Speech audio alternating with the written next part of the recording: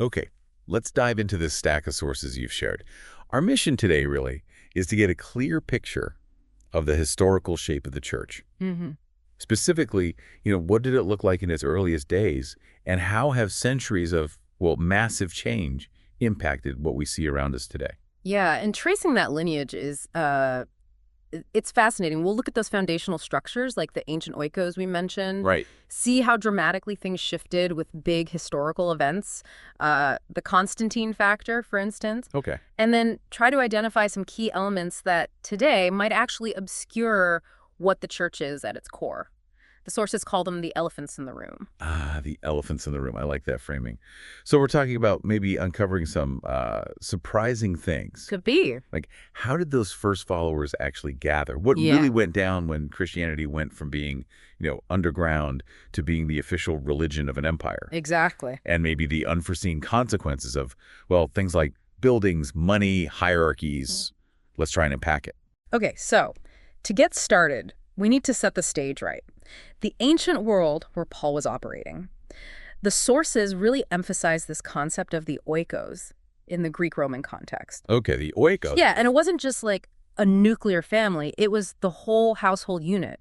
Extended families, servants, sometimes slaves were part of it. Gotcha. So it's like the fundamental social unit and economic, too. Precisely, that's it. And you had men in the public sphere, the polis, but women were absolutely vital in running the Oikos itself. Totally central, yeah. They were handling childcare, education in the home, household industries, think weaving, pottery, maybe jewelry making, and managing the staff. So the household was the heart of society back then. It really was. And the sources make a big point that intentionally planting churches into these existing household frames that defined Paul's second missionary journey. Okay, that's a key insight.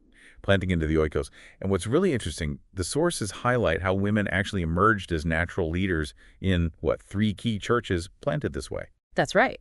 Philippi, Thessalonica, and Corinth. Wow. It really shows that leadership wasn't just for the public male spaces. It could, and definitely did, flourish right there in the home context. Right.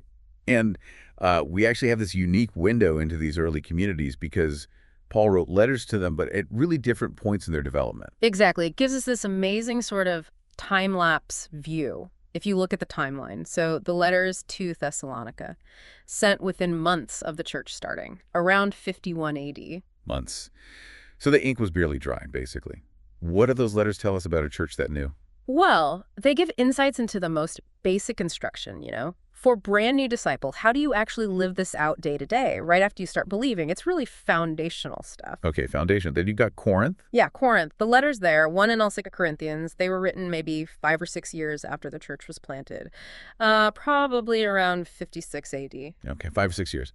That's enough time for some, let's say, complex issues to crop up. Oh, absolutely. The sources point out these letters came after Paul heard about some significant trouble brewing there. Ah, They tackle some pretty deep issues, show the need for real spiritual growth beyond just that initial belief. And Paul, he had multiple interactions with them, the first planting visit, then a later kind of painful, hurried visit. right. And he even spent a whole winter there, 56, 57 AD, after traveling the pretty tough Ignatian way. So Thessalonica is like the baby step snapshot. Corinth is maybe the challenging teenage years. Yeah. What about Philippi? That was over a decade later, wasn't it? Yeah, the letter to the Philippians sent around 62 AD. Paul was under house arrest in Rome then, possibly getting near the end of his life. And the sources describe this letter as incredibly moving, courageous. It gives these rich insights into Paul's sort of mature perspective on church planting after a community had grown and faced stuff for 10 years. Oh, so looking at all three, Thessalonica just starting, Corinth 5 years in, Philippi a decade on that, gives a really powerful layered picture of what early church life was actually like as it grew up. Yeah. It really does. That progression is so helpful. Yeah, like seeing the same organism at different life stages. And speaking of life, the sources mention that churches, any organization, they go through these life cycle phases. That's right. They talk about conception, birth, and growth, then reproduction, settled maturity, which can sometimes mean plateauing, right? Right. And then eventually old age, decline, maybe even death. And the crucial factor for, staying vital and lasting is reproduction. Yeah. And this brings up a pretty stark point the sources share from observation. Think about small rural churches. they might need to add the equivalent of 10% of their attendance every single year. 10%, just to stay level. To stay level, just to counteract people moving away or dying or just drifting off. That's not even talking about grace, that's just survival. Wow, 10% just to break even. Yeah. That completely reframes what stable even means in that context. Yeah. Okay, now, there's a really important caution the sources bring up. This tendency we all have, maybe unconsciously, to read our modern church experiences back into the Bible text. Yes.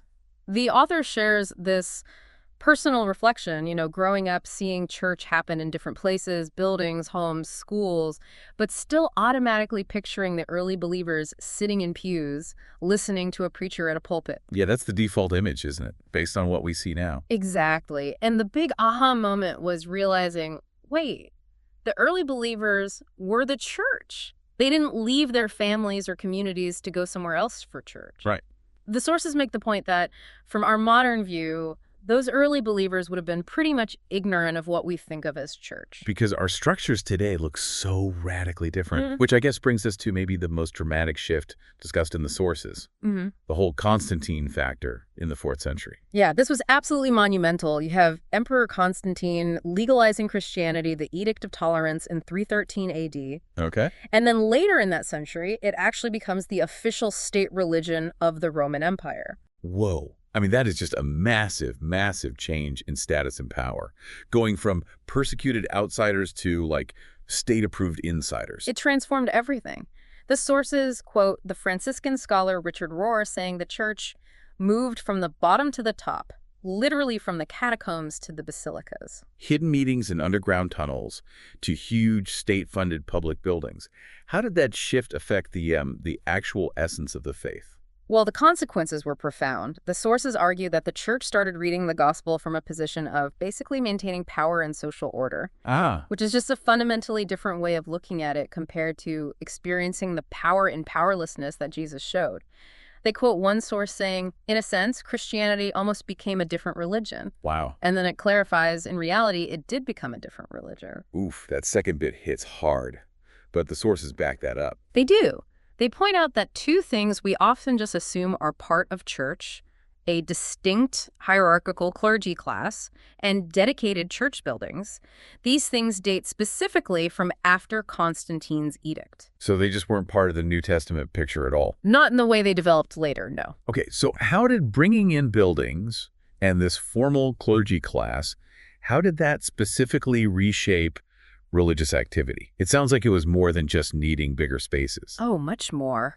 The sources explain that having these dedicated church buildings, it fundamentally redefined religious practice.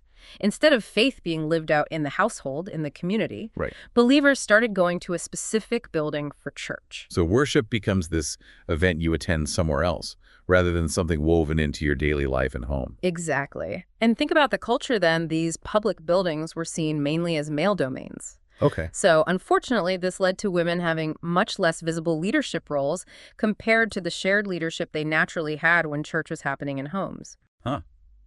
That's a huge turnaround from what we saw with Paul planting out households with women leaders. It really is. And core practices changed too. The Lord's Supper, originally a shared meal in the home, it sort of morphed into a religious service done by ordained men at the church building. And teaching the word shifted too from something all believers did to mostly the job of the ordained clergy. And the sources mentioned a specific council that kind of cemented some of these changes. Yeah, the Council of Laodicea. Around 363, 364 AD. That's less than 50 years after the first big state-funded basilicas went up. Okay.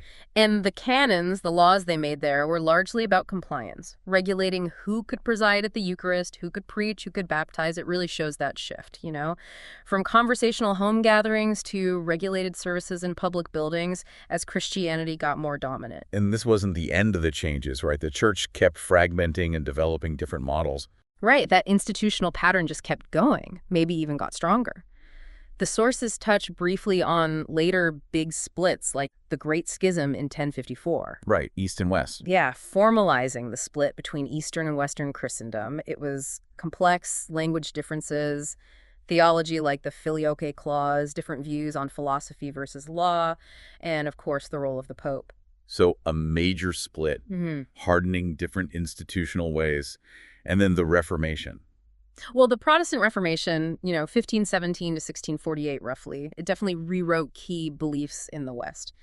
But the sources make an interesting point. What's that? While the theology changed dramatically, a lot of the practices, like having a dedicated building, a professional clergy leading a formal service with sermons and hymns, actually look pretty similar, still officially at least, to what had developed over the previous 1,000 years. Huh. So they broke away theologically, but kept some of those structural pieces inherited from that post-Constantine era. Often, yeah. And then the Enlightenment came along, emphasized individualism, reason, which kind of fueled even more fragmentation. Denominationalism really flourished. Sometimes that led to quite competitive evangelism, different groups trying to win members, maybe using the Bible less as a story and more like a source book of proof texts for their particular doctrines. And the sources also mentioned the mission station model as another structure that came about. Right. This model, which sometimes gets criticism for having colonial vibes, it had a very specific physical layout. You'd acquire land, often fence it. Buildings went up often in a certain order. Missionary houses first, then stack housing, a clinic, a school, dorms. And often the church building itself came last. Almost like a self-contained compound. Yes. Physically separate from the local community. Exactly. And the practices often involved people, especially students, leaving their families to live on the station, mandatory chapel attendance, things like that. Right. And the sources note that even back in the early 20th century, people were starting to question how effective this model really was for making disciples compared to those earlier, more organic ways. Okay, so we've traced this long history. From simple household movements, through huge political changes, the rise of buildings and clergy, splits, different institutional models like the mission station. Wow, it feels like a lot has been added onto that original picture. It does, and it brings us right back to those elephants in the room the sources identify. Right. These things that are so embedded in how we think about church today, so close to us that they're actually hard to see clearly. And the sources argue they can end up obscuring the fundamental essence of what the church is meant to be. The things we might mistake for the church itself. That's it exactly. The sources name 3 particularly big elephants. First, buildings. Okay, the physical places. Yep. Churches, institutions, mission stations. Yep, the real estate. Second, money. The financial side. Employment, salaries, the privilege systems that can come with funding religious organizations. Exactly, the whole economic structure. And third, hierarchies. The roles, that clear line, often professional, between clergy and what gets called the laity. Right, the system of authority. So buildings, money, and hierarchies. These are presented as these major structures that grew and solidified over centuries, especially since Constantine. And the sources suggest they are so much a part of the furniture now, we might not even realize that the world around us isn't necessarily looking for those things. That's a really powerful way to frame it. So, okay, stepping back from these powerful elephants, how does looking back at those earliest churches, the pre-elephant ones Paul planted, how does that help us now? Well, it offers a crucial contrast, doesn't it? The sources really emphasize that those Oikos churches, they weren't seen as, like, temporary or incomplete. Right. They were considered complete churches Yes. right from the get-go. They didn't need a special building or a professional pastor to be fully the church. They were the real deal, just meeting in homes without all the layers that came later. Precisely. They were simple, inherently missional, just by being embedded in the community and engaging, even though, as we saw with Corinth, they definitely had their struggles. So the sources pose this core question for us. What fundamental insights can we pull from these early pre-elephant churches? How were they planted? How did they organize? How did they deal with struggles, mature, multiply? Basically, what was the essential nature of the church before these big structures potentially started to, well, distort it? That's the heart of it, yeah. By looking at their simplicity, their organic nature, maybe we can get a clearer sense of the essence of church, separate from all the historical baggage. This has been a really insightful deep dive through history. Tracing that journey from the simple household communities in the New Testament through the huge shifts with empire, institutions, divisions, right up to the complex structures and these elephants we often see today. It really does help reframe how we look at things, doesn't it? Showing that what we might think of as normal or traditional church structure is actually the result of centuries of change, not necessarily a direct blueprint from day one. Absolutely. And that history matters for your understanding today as you listen. How does knowing this background maybe change how you view modern religious structures, or even just your own experience of faith and community. It definitely gives you a critical lens to look through. No. Which brings us to our final thought for you to chew on, and this comes straight from the application questions and the sources.